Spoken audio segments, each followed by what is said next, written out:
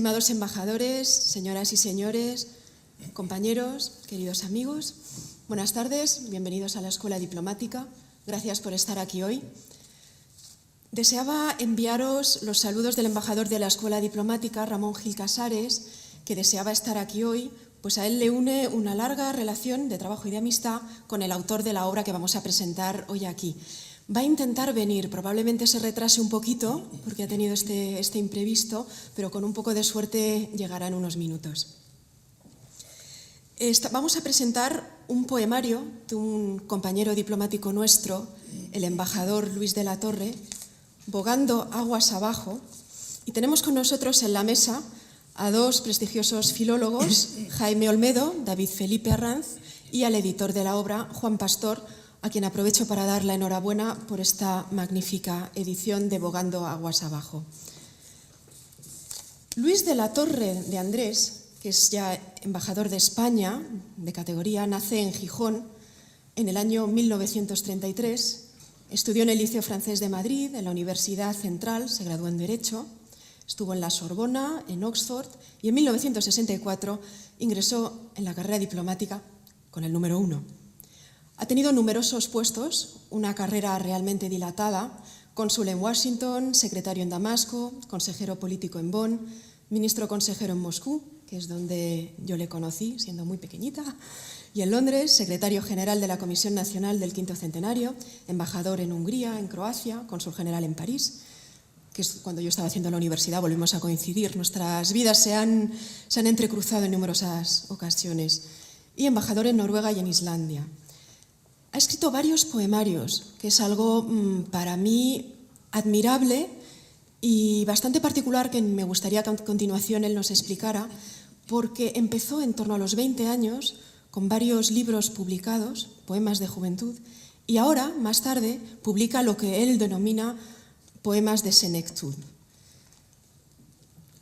Para mí es extraño el silencio poético que separa estas dos etapas de la vida, como si no hubiera sido posible compaginar una vocación poética con la carrera diplomática, que tal vez sea el caso, porque compaginar es realmente complicado, tal vez haya que dedicarse a una cosa u a otra.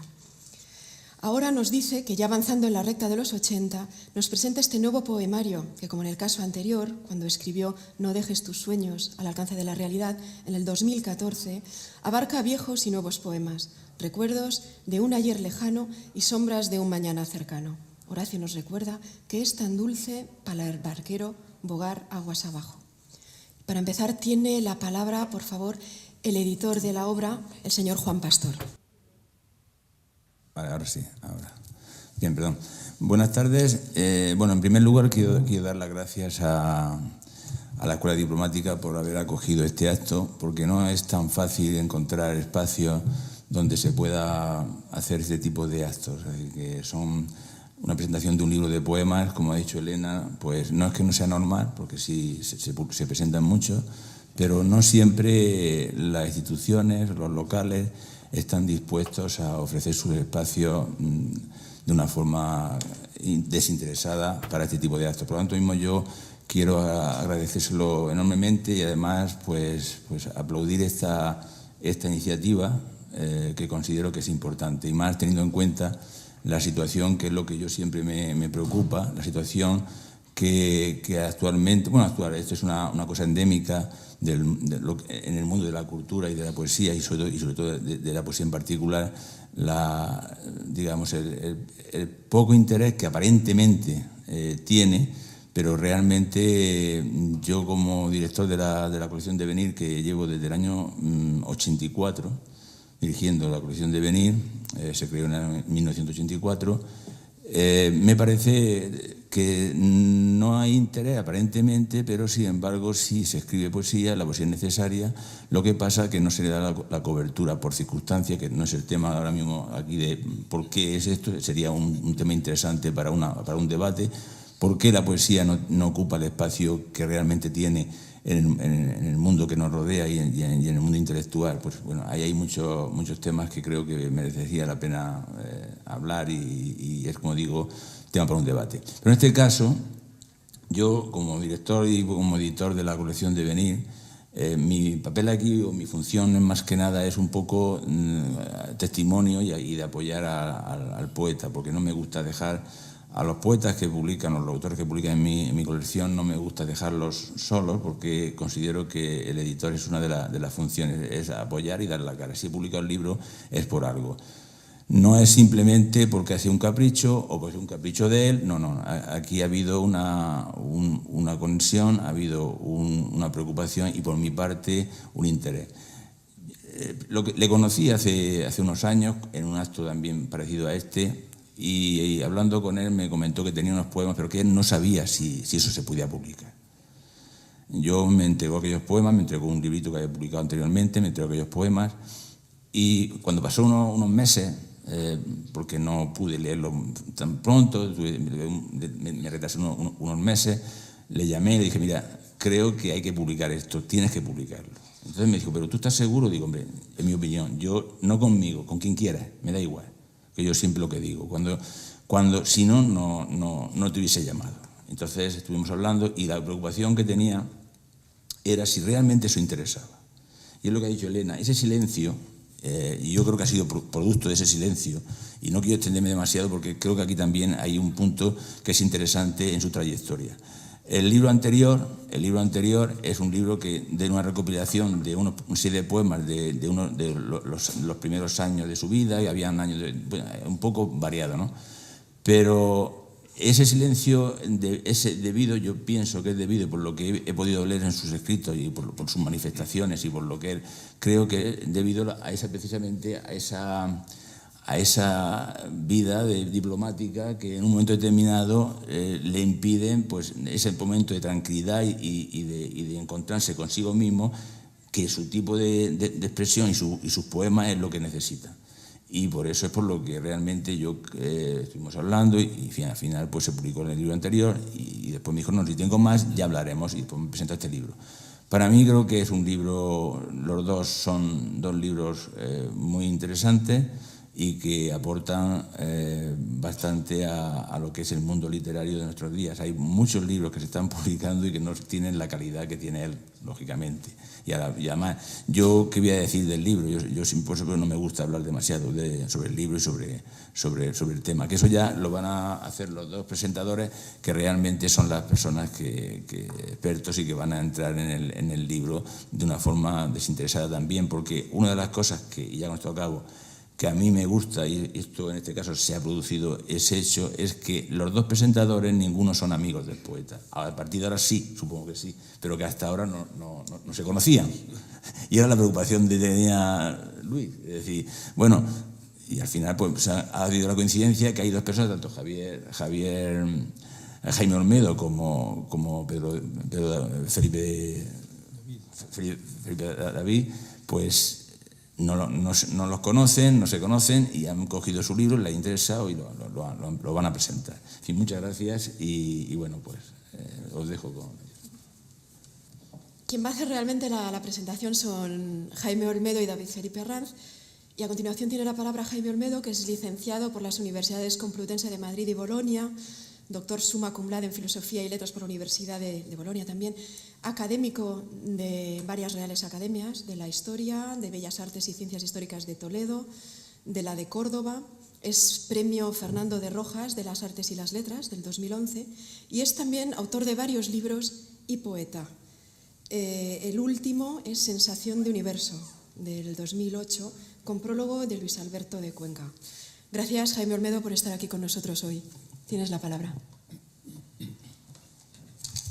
Muy buenas tardes a todos. Muchas gracias, querida Elena, por tus palabras, por tu acogida, por abrirnos las puertas de esta escuela diplomática a la que siempre es un verdadero placer volver. Bueno, me alegra muchísimo estar hoy aquí. En efecto, como ha dicho Juan Pastor, no conocíamos a Luis de la Torre personalmente. No hace falta. Lo conocíamos a través de sus versos y eso es más que suficiente, ¿no? Me alegra estar aquí presentando la nueva entrega poética de Luis de la Torre, una entrega poética que había estado precedida por efectivamente el libro anterior que también había salido en el año 2014 en la colección Devenir de poesía que se titulaba, como ha dicho Elena Cosano, No dejes tus sueños al alcance de la realidad, ¿no? Y ya el título de ese primer poemario, No dejes tus sueños al alcance de la realidad, indica, como en el poema Ítaca de Cavafis, ¿no? Indica cómo la trayectoria, cómo nuestra trayectoria es una trayectoria en la que lo que tenemos que pedir es que el camino sea largo, que sea un camino lleno de experiencias, que sea un camino pleno de aventuras, ¿no? Y a lo largo de ese lento y ennoblecedor trayecto se va forjando nuestra trayectoria, si vale el juego de palabras, ¿no? Y cualquiera que al final de su andadura, cualquiera que al final de su vida considere que ha alcanzado el objetivo, es que quizás no fuera demasiado ambicioso en sus inicios, ¿no?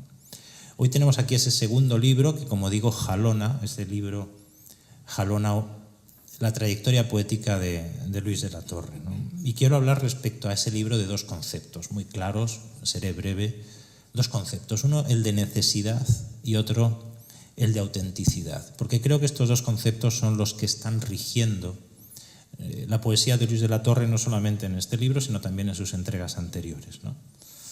En primer lugar, el concepto de necesidad, ¿no? Yo estoy convencido, soy de la opinión de que la literatura o es una necesidad o es una necedad, ¿no? Es decir, entregarse a la literatura, si uno no lo siente como una necesidad, es una absoluta falta de tiempo, ¿no?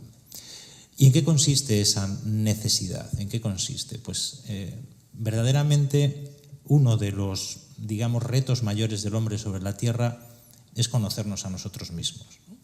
Y con base en ese conocimiento que tengamos de nosotros mismos estaría el tratar de entender y conocer también a los demás, ¿no? Entonces la literatura es un elemento fundamental para ese conocimiento de uno mismo y del otro, ¿no? La literatura es, en ese sentido, un almacén, un repositorio de todo lo que el ser humano a lo largo del tiempo ha conseguido sentir o entender, ¿no? Y en ese almacén de pensamientos y sentimientos expresados con la mayor belleza y la mayor inteligencia, encontramos, como digo, todos esos recursos que nos hacen conocernos a nosotros mismos y tratar de entender a los demás, ¿no? Entonces, ¿qué ocurre? Que junto a esa necesidad, como anticipaba Elena, se alza luego la contingencia, las urgencias de nuestras ocupaciones diarias, ¿no? Y Luis de la Torre ha conseguido equilibrar, ha conseguido compaginar esa necesidad y esa contingencia, ¿no? Ha ido, como dice el verso de la impresionante elegía Ramón Sigé de Miguel Hernández, ha ido de su corazón a sus asuntos, ¿no? Y luego ha retornado de sus asuntos a su corazón, y en ese ir y venir se ha ido forjando la trayectoria de Luis de la Torre y ha ido forjando estas entregas poéticas, la última de las cuales presentamos hoy, ¿no?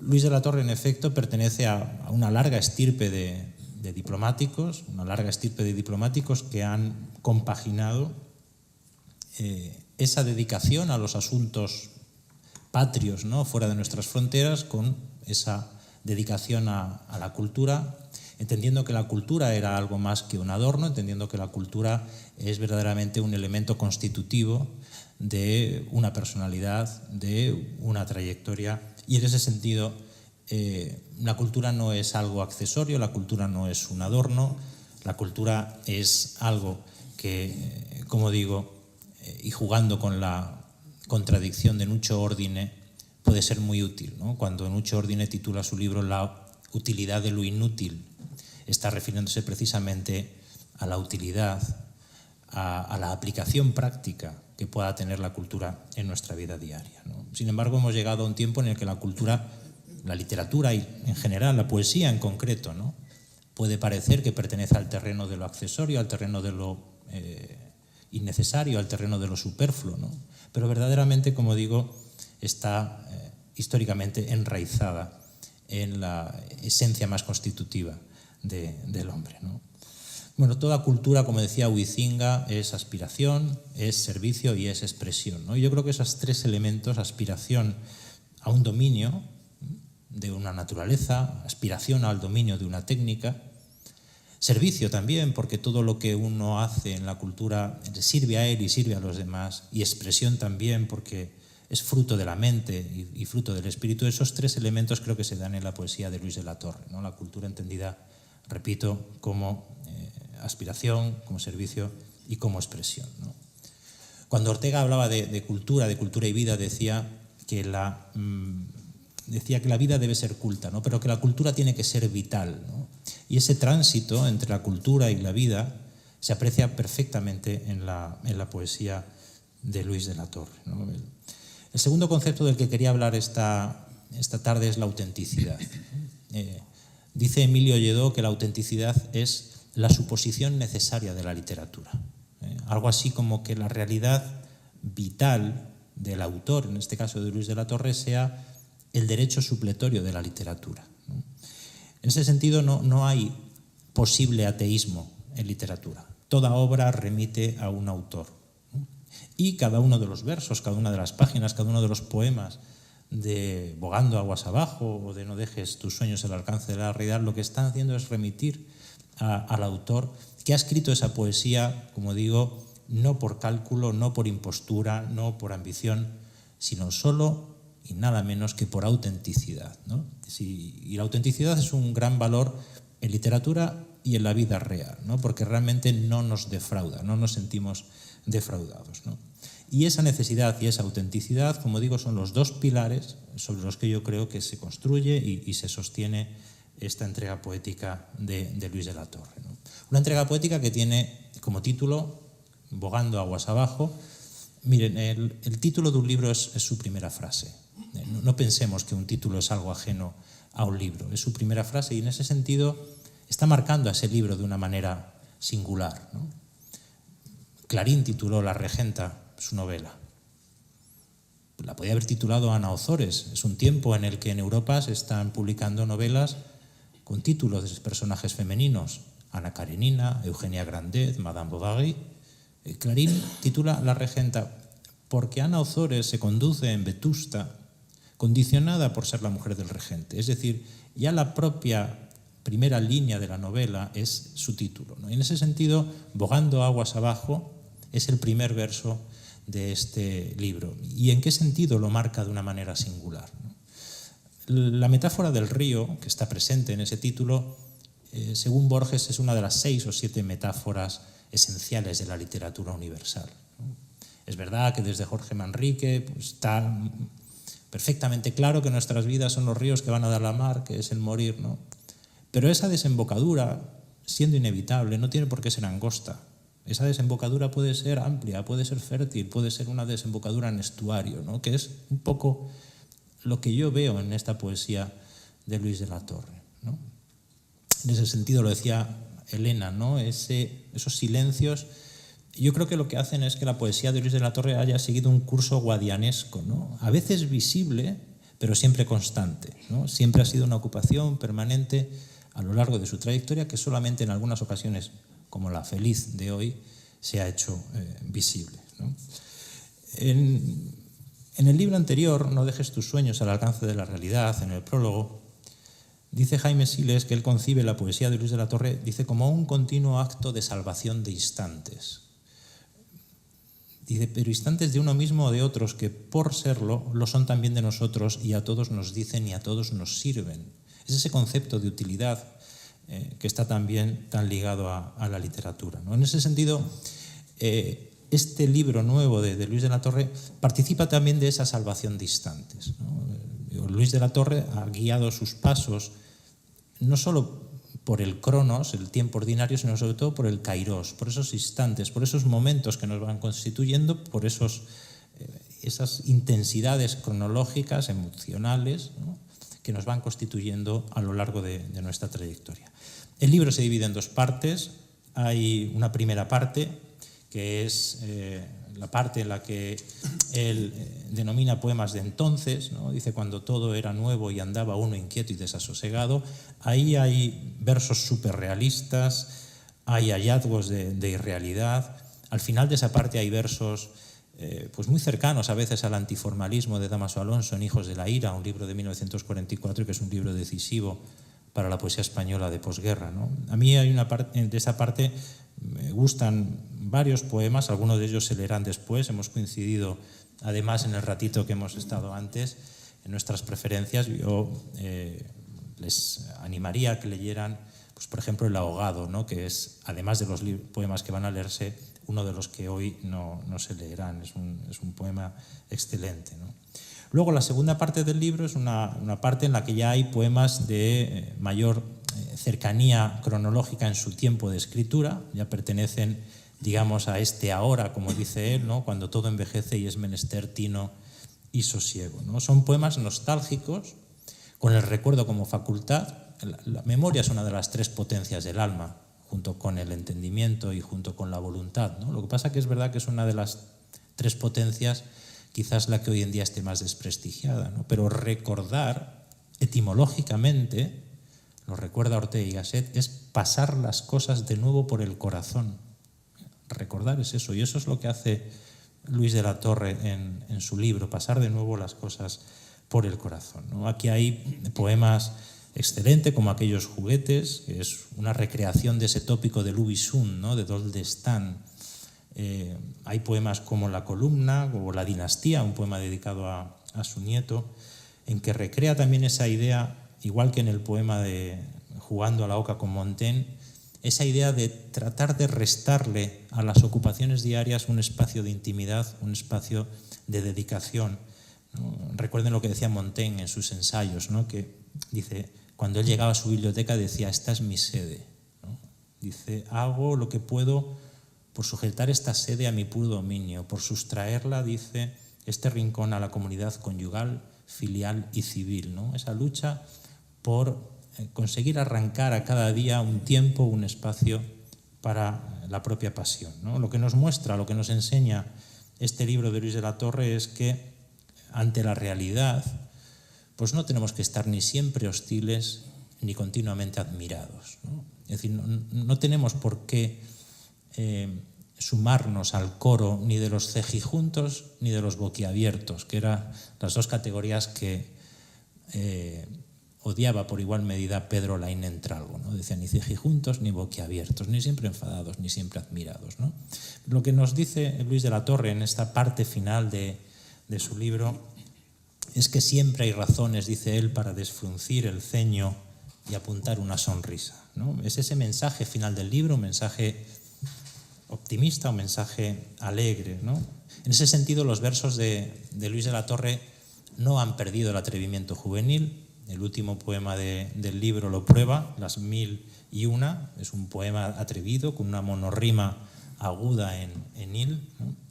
Porque lo contrario de la alegría, lo contrario del humor no es la seriedad, es el aburrimiento. Esa es la verdadera antítesis de la alegría, ¿no? Entonces hay que tener siempre un adorno garboso en lo que se dice, en lo que se hace, en cómo se hace, ¿no? Es esa triple cortesía de la que hablaba Henri Bergson, ¿no? Esa cortesía de los modales, esa cortesía que es el arte de testimoniar a cada uno la estima y la consideración que cada uno merece. También una cortesía del espíritu, esa libertad para desvincular interés y acción. Y finalmente la cortesía más importante, la cortesía más difícil, la cortesía del corazón, ¿no? Esa bondad natural que anida en el hondón del alma, ¿no? Bueno, pues en esos recodos que tienen las palabras nos damos cuenta que la palabra con la que los griegos nombraban la verdad, aletheia, lo que significa realmente es la negación del olvido, ¿no? Aquello que no se olvida, aquello que perdura, aquello que recordamos, ¿no? Por eso nada escrito de verdad muere del todo, ¿no? Y en ese sentido, la verdad es la ética suprema de la literatura, ¿no? Por eso les decía que este libro de Luis de la Torre se caracteriza por esa autenticidad, por esa verdad, ¿no? Por eso es un gozo para mí estar hoy aquí, porque estamos presentando juntos un libro en el que se ha escrito poesía de la verdad y poesía de verdad. Así que nada más, muchísimas gracias y enhorabuena, querido Luis. Muchísimas gracias a todos ustedes. Muchas gracias. Nuestro siguiente presentador es David Felipe Arranz, que es filólogo y periodista, compagina sus dos vocaciones profesionalmente, es también escritor, profesor en la Universidad Carlos III de Madrid, lleva diferentes cursos y máster. Es autor, escritor y, sobre todo, tiene, desde mi punto de vista, el mejor programa de radio cultural de España, que es el Marcapáginas. Muchas gracias por estar hoy con nosotros. David Felipe, tienes la palabra. Bueno, muchas gracias, Elena, y bueno, un placer enorme estar con vosotros hoy aquí, que Elena me haya convocado a esta mesa. Yo no sabía de la existencia de la voz poética de Luis de la Torre, sí sabía de la exquisitez de venir y de Juan Pastor, cuando mi sorpresa fue que efectivamente Luis de la Torre ha ido a parar a las manos de Juan Pastor, que publica, y os lo digo de verdad, uno que trata con libros muchísimos y en abundancia, encontrarse con prácticamente un objeto vivo y acariciable y que te lo llevas a todas partes, porque es una cosa muy exquisita, publicada con mucho gusto, y esto no se ve todos los días, que se edita mucho en España. Se dice que hay 4.000 editoriales, pero hay editoriales y poetas y poetas, y aquí tenemos una conjunción extraordinaria entre un grandísimo poeta y un extraordinario editor. Así que es un gustazo. No os vayáis sin vuestro libro, por favor. Eso es lo importante. Pero leyendo Bogando aguas abajo, y además yo le dije a Juan, digo, me voy a esperar a que me lo mandes por correo, porque yo los PDF todavía me causan auténtica, no voy a decir urticaria, pero quiero decir que me cuesta mucho un libro de poesía leerlo en PDF en un formato digital, porque a mí me gusta todavía coger el libro, tocarlo, leerlo, colocarme literalmente con el libro. Y claro, he estado esperando pacientemente y me lo he leído de un tirón maravilloso, y me lo he releído, de hecho, incluso. Y me ha encantado porque por muchas cosas, aparte de las que ha dicho Jaime, por supuesto, y que suscribo, me ha sorprendido mucho. Hablaba Jaime de verdad, yo incluso matizaría más la sinceridad a tumba abierta de Bogando aguas abajo, de una persona que en la segunda parte, sobre todo del libro, pues hace un ajuste de cuentas, yo creo que consigo mismo, con ciertas decisiones que ha tomado a lo largo de su vida, con ciertos sentimientos que no tiene absolutamente ningún tipo de pudor en exponer. Un tono extraordinariamente melancólico, extraordinariamente evocador, y un tono que ha puesto él en contraste con la primera parte del libro, que son unos poemas de juventud que ha tenido la audacia de combinar. Tenemos aquí, queridos amigos, el alfa y el omega de la vida poética de Luis de la Torre, porque en los primeros él dice que andaba inquieto y desasosegado, y en los segundos pues él también comenta que en esta otra etapa de su vida todo envejece y es menester tino y sosiego. Fijaos entre el desasosiego inicial y el tino y sosiego de ahora, ¿no? Es un volumen conmovedor, es un volumen que a mí me recordaba continua y constantemente, ya no solo las coplas a la muerte de su padre, de Jorge Manrique, sino toda una tradición de literatura española. Yo, que soy un ferviente seguidor de Quevedo, yo veía senequismo por todas partes. Veía a Marco Aurelio, a Epicteto, Quevedo era un fan de Epicteto, al que vertió en consonantes en más de una ocasión, y aquí hay yo diría un latino, un de contemptum mundi, una aceptación de las cosas tremenda. Hay un juego existencial y elegante a la vez. No podríamos hablar de un existencialismo castellano, muy clásico, muy adscrito, ya digo, he recogido algún texto de Quevedo en La Torre de Juan Abad, cuando dice: estoy enfermo, esto no puede durar todo el siglo, o yo dejaré a la calentura o ella me dejará a mí. Es decir, esta aceptación de las reglas del juego tan sabia, aceptación por un lado del triunfo de la vida y la derrota biológica por otro, ¿no? Es un libro en ese sentido muy sereno, que de alguna forma dialoga constantemente, yo creo que eso, Juan, yo creo que tú también lo has notado, dialoga constantemente con la parte primera, y es una maravilla ver la distancia temporal que hay entre el primer poemario con poemas de los años 50, con el segundo libro, que es de ahora, de hace 2 años. Son poemas escritos muy recientemente, 2, 3 años. En ese sentido, de la inquietud, del desasosiego inicial a la aceptación final, bajo la inscripción de Las aguas, hay un libro que a mí me encanta, que es seguro que lo conocéis, que es el de El agua y los sueños, de Gaston Bachelard. Es un libro que adscribe absolutamente todos los movimientos metafóricos vinculados con el agua a los poetas que lo practican, ¿no? Y Bachelard, cuando habla de estas aguas abajo, porque es intencionado, y Luis de la Torre así lo pone, bogando aguas abajo. Gaston Bachelard, que en algún momento, cuando habla de los ríos que van a dar a la mar, etcétera, etcétera, habla de complejo de Caronte, de barquero. Es exactamente como lo describe Gaston Bachelard, el complejo de Caronte, que encaja con Bogando aguas abajo de Luis de la Torre de Andrés. Me sorprendió muchísimo y me gustó esa sinceridad. Decíamos, Ajuste de cuentas, también es un libro muy proustiano, muy de recuerdos, muy duro en algunos pasajes. Simplemente voy a leer una estrofa de Sin título para que se hagan idea de esta sinceridad, como decía antes, a tumba abierta de Luis de la Torre. Dice, y este es un poema reciente, bueno, o no reciente, pero dice: como a los 20 años, aturdido estoy ante la vida, perdido en un desierto, sin brújula y sin estrellas, los pies en la arena en los ojos, un silencio ominoso. Así estoy, ya viejo, recibiendo coletazos de todo lo pasado que me acecha y acosa, asolando el presente,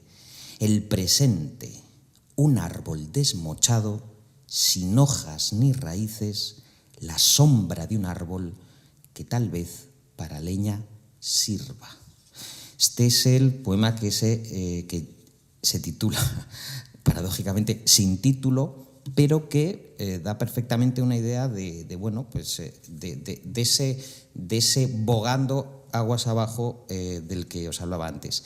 Encaja también con la colección Devenir. Devenir es una palabra muy compleja, muy fascinante, muy evocadora. Devenir, un cambio es el devenir, pero también cambiar una situación en la vida, cambiar unas referencias, cambiar el sentido de ciertas cosas, donde ya no mantenemos las mismas relaciones con, en este caso, los años 50, con la primera parte, ¿no? Pero las relaciones habituales de la existencia han cambiado. Y esto rezuma constantemente en todo el poemario. Efectivamente, Las mil y una, que es el último poema, aportan un lado más divertido, más risueño, con unas rimas consonantes, pues que va a hacer la delicia, yo creo, que de todos los que estamos aquí, ¿no? Pero de verdad que a mí es un libro que me ha parecido, por un lado, sincero, muy romántico, en el sentido más tremendista del siglo XIX, más de Larra, más esproncediano del término, un poemario que yo creo que, yo que también leo mucho la nueva poesía, la llamada o poesía joven, no tiene nada que ver. No tiene nada que ver. La poesía joven está cargada de cinismo y de un desengaño artificialmente construido, ¿verdad? Poesía joven, pues, de chicos que pueden tener 25, 26 años y que juegan a un desengaño que todavía es imposible que biológicamente y cronológicamente les haya llegado. Aquí tenemos verdad, tenemos corazón, tenemos experiencia y tenemos una confesión de primera mano, pues muy del estilo Marco Aurelio, como os decía, muy senequista y muy de agradecer. Y espero, Luis, que entregues más, no te quedes aquí de momento, porque queremos seguirte leyendo y seguir incluso. También yo creo que una de las funciones de la poesía es hacer que el lector reflexione sobre sus propios vaivenes emocionales cuando lee los buenos poemas de los maestros. Y yo creo que esto nos lo podemos también tomar como un magnífico espejo en el que poder mirar nuestras edades. Muchas gracias. Muchas gracias. Después del análisis teórico, habíamos quedado, antes de empezar este acto, que leeríamos a modo de ejemplo un par de poemas. Y lo que fue curioso es que tuvimos una pequeña tertulia entre nosotros para ver cuáles leíamos y había unanimidad, en el sentido de que primero son poemas escritos en la veintena, los 20 y pocos años, luego poemas escritos con los 80 años, y por ejemplo a mí me ha marcado uno que habla de los 40 años, y ese es que, con el permiso del autor, el que me gustaría leer ahora. Ha vivido uno 40 años, ha vivido algo más de 4 dieces, y al llegar a esta estación, confortable y triste, se pregunta ¿qué tren dejar pasar y en cuál partir? Una gran vasca lo cubre todo, como una campana, un fanal, allá en lo bajo de la casa con laboratorio, una certeza vomitiva y cierta, como la copa sobre la copa. Triste y hosco está uno, yendo y ya de vuelta, salido de la nada y a la nada abocado, confortablemente yerto, sin sentido, con un pie en el mañana y en el ayer hundido. Coger el lápiz y empezar el verso, como hace 20 años, cuando tenía 20, justo 2 dieces. El verbo, que ya entonces era amargo, adquiere tal grado de acedía que casi le da a uno risa, una risa seca y ensombrecida. Y al fondo de las viejas, comiendo sopas, y los palurdos que dialogan a garrotazos, y el cielo crespo, cárdeno, plomiverde, que abarca el ayer, el hoy, el futuro, ayer de infancia partida. Uno se reía, 2, y eran 2, era feliz uno, y lo era o lo creía, y eso basta. Si uno pudiera creerse hoy pleno, o medio lleno, o medio vacío, si no pudiera ser 2, o 1, o casi 1, ¿y el futuro? Reducido a la impotencia, la voluntad que tanto puede. Recuerdo aquel verso de la escuela, ¿qué tanto puede una mujer que llora? Y hasta llora, dice uno, el hombre o la mujer que no quiere o no puede. Atreverse, pasar la raya, como los 15 allá tan lejos, coger el tren en esta estación, triste y avellanada, coger el tren hacia la nada, donde todo nos espera, una nada de vacío plena. Una vasca interminable, grosera, se apodera de uno. Platos que suenan, vidrios que lloran, ventanas abiertas, el papel y la miseria. Solo en el andén, aplastado por un cielo adverso y verdiplomo, uno se achica ante lo nimio y deja pasar los trenes, uno tras otro. Este poema fue escrito en Bonn en 1973. Otro muy diferente es el que ya mencionó David Felipe Arranz, que es muy breve y que a mí me ha llamado la atención por su tono nostálgico y algo amargo. Es muy breve y se llama, o no se llama, Sin título. Son únicamente 2 estrofas. Ilusiones defenestradas se lanzan al vacío con ansia de volar, y la fuerza de la gravedad y la poquedad de su fuerza las enfrentan con la realidad. Ilusiones defenestradas yacen en los abismos yertas. Muchas gracias. Leo el de los juguetes. Leo uno último, por mandato del autor, el de los juguetes. Es página 52. Este es el poema que citó Jaime Olmedo. Aquellos humildes juguetes de liviana hojalata y madera desbastada, ¿dónde moran? Aquellos soldados de plomo, erguidos sobre su peana, la cabeza de quita y pon, tambaleante, pintados de fuertes colores, caballeros e infantes, ¿dónde guerrean? Aquellos coches de cuerda, orgullo de sus dueños, los había de metal pobre, y otros, de lejos venidos, sólidos, con la bocina y elegante línea. ¿Dónde corren? Aquellas construcciones, tacos de madera noble, cubos, arcos, rectángulos, conos y columnas, siempre dispuestos a modelar nuestros sueños, castillos y fortalezas. Duermen inertes, machembrados en sus cajas de colores. Caballos de cartón, orgullosos de sus colas y crines, nos invitan a cabalgar, meciéndonos sobre sus balancines. ¿Dónde galopan ahora? El aro, la peonza, las canicas y su búa, la taba y la perinola. ¿Quién se acuerda de vosotros ahora? Un día irrumpió el plástico, novedosa mezcolanza de celulosas, proteínas y resinas. Prepotente el nuevo invento. Aquel mundo ha trastocado, ni madera, ni hojalata, todo está plastificado. Descansen en paz aquellos nuestros juguetes, cuyos restos hoy reposan en oscuros trasteros y en las tiendas de los chamarileros. Pues, embajador, tienes la palabra.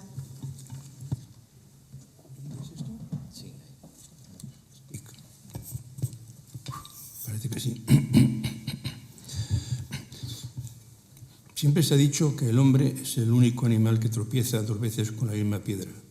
No he querido yo ser una excepción a esta regla universal y he tropezado no con la piedra filosofal, pero sí con una piedra preciosa, la poesía.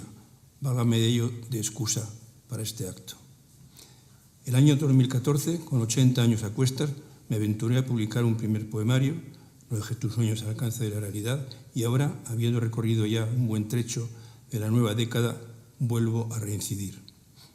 Debo, ante todo, agradecer a la Escuela Diplomática y a su director, el embajador don Ramón Gil Casares, su hospitalidad para esta botadura.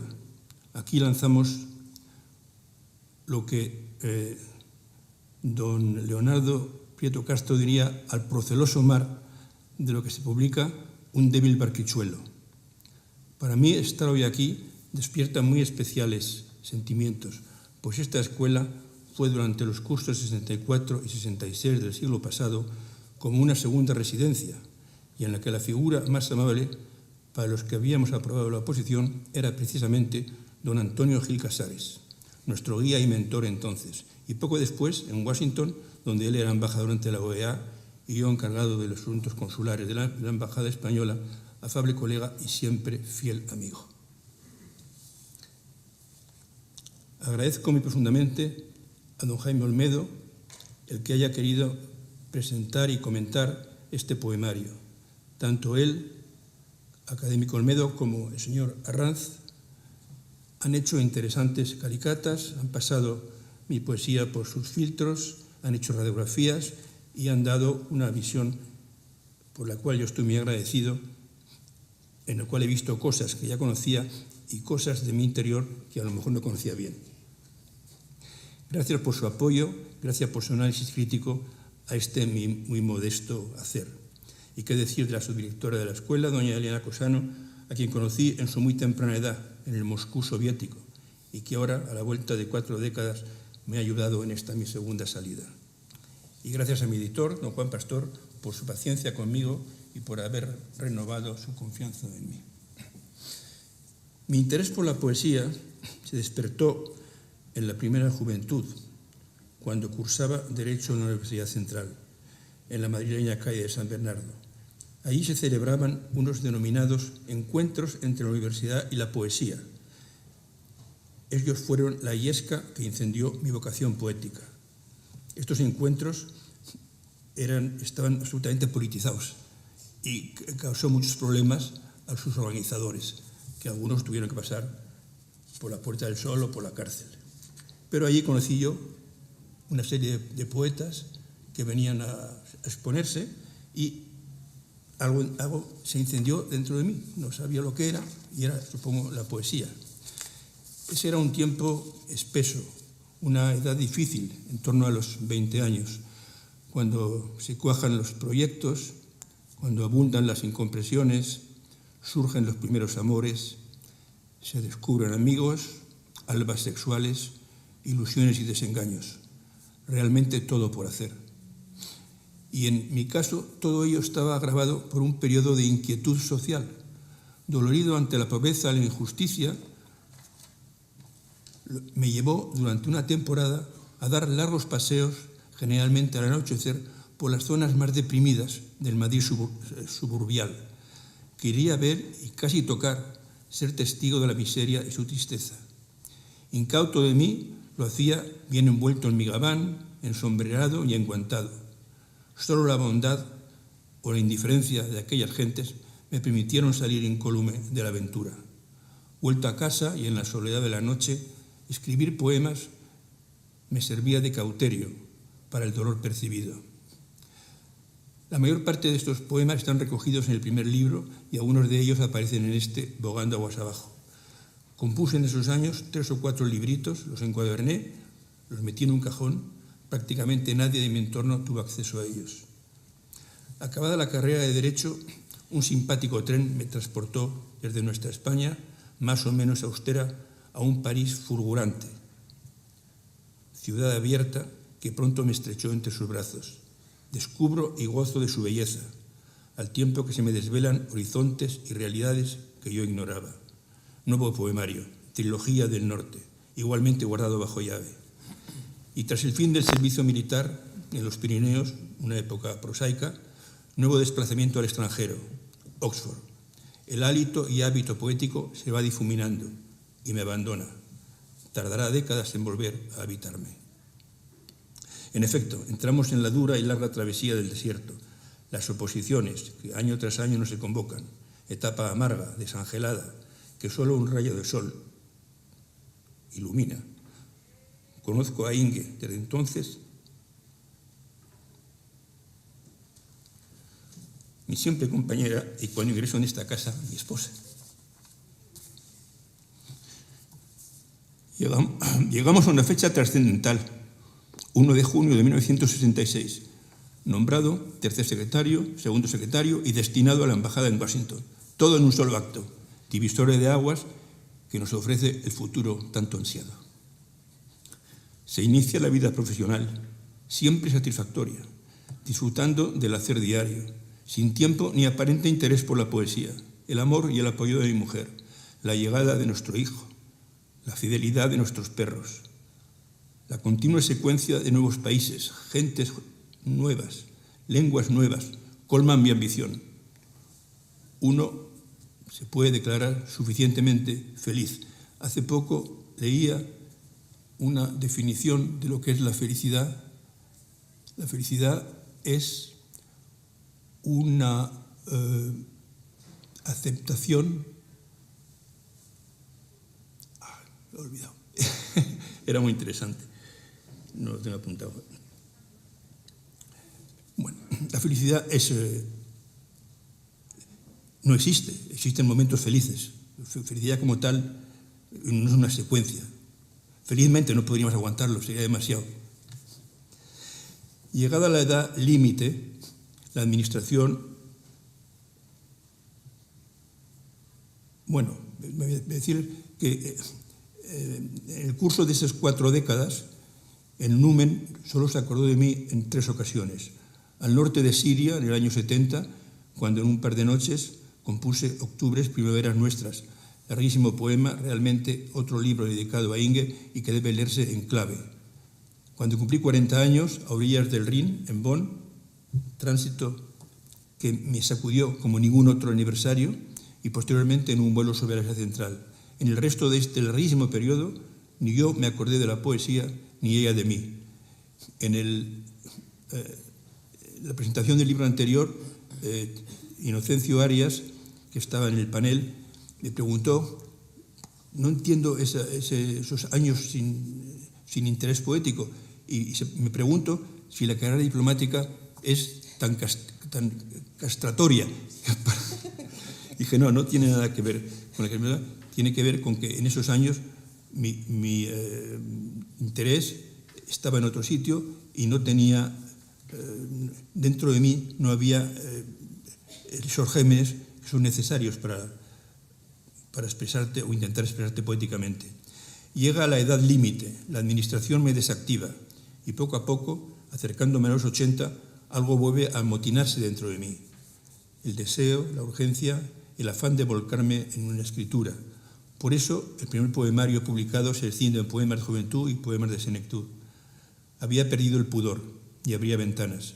Y este nuevo libro se desdobla igualmente en viejos y nuevos poemas. Ya no es que haya perdido el peor, es que he perdido la vergüenza. En el libro que se presenta hay poemas de cuando todo era nuevo y andaba uno inquieto y desasosegado, años 54, 57, el hito de la cuarentena y otros varios cuya fecha he olvidado. Y poemas de ahora cuando todo envejece y es menester tino y sosiego, años 14, 15, 16 y hasta hoy en día. Los poemas no suelen nacer tras una larga gestación. Son consecuencias de una explosión que se produce en la mente, en el corazón, en el cuerpo del iluminado, por el plectro. La inspiración, la explosión, puede ser de corta duración y a veces se apaga antes de que el eventual vate haya podido poner negro sobre blanco alguna estrofa. Otras veces es como la erupción de un volcán y su lava bienhechora nos acompaña el tiempo suficiente para poder plasmar, componer, crear.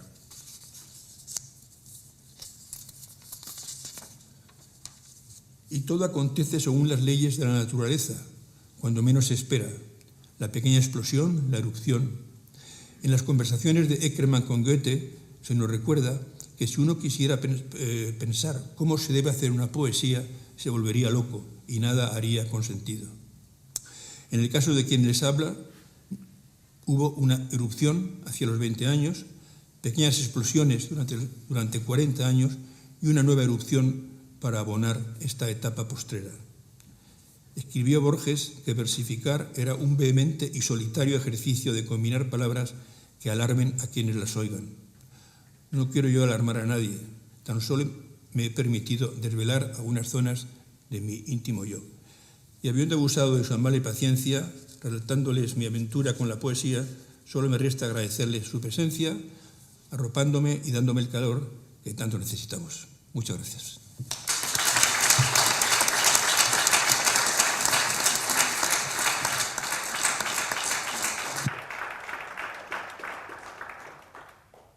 Muchas gracias, embajador. Este acto ya va llegando a su fin, pero antes de terminar yo quería agradecerle al embajador Luis de la Torre. Me parece maravilloso que haya elegido la Escuela Diplomática para presentar este libro y para mí también es algo eminentemente simbólico porque le conocí la primera vez, que ni la recuerdo, muy bebé en Moscú a principios de los 80, luego a mediados de los 80 en París. Luego, ya otra vez, ya estudiante en los 90 en la universidad, en París, cuando él era cónsul general también. Y para mí es muy simbólico y muy, en cierta forma, muy adecuado para estos poemas que hablan del paso del tiempo, el estar yo ahora aquí y tener el honor de presentarlos. Es algo para mí muy emotivo, muy entrañable y me siento muy honrada. Le estoy realmente agradecida al embajador Luis de la Torre por haber elegido esta casa para presentar su libro. Gracias también a nuestros dos presentadores por habernos honrado hoy con sus brillantes exposiciones. Muchas gracias a todos ustedes por acompañarnos. Recordarles, que siempre hay un poquito de publicidad, que fuera tienen los libros, que pueden adquirirlo, que el autor se los dedicará con mucho cariño aquí en esta aula magna y que después pueden pasar a la cafetería donde la escuela ofrecerá un vino español. Muchas gracias, buenas tardes a todos.